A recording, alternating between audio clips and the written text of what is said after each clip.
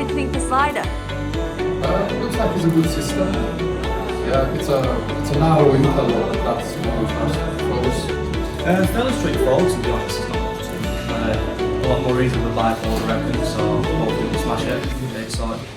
Very good, very easy to assemble. A lot easier than a bifold. Good quality as well.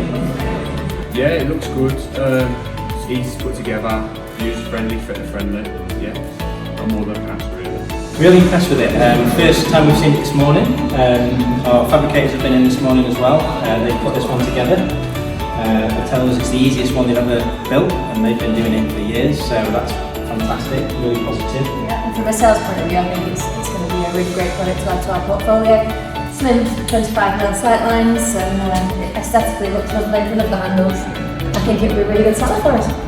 The other thing is, it's a lift and slide as well in the same system, so that gives us great flexibility. The sash sizes go big, you know, the weight that we can take is good. It's just got everything in one package and it looks amazing. So yeah, really impressed with it. Thank you, Alunet.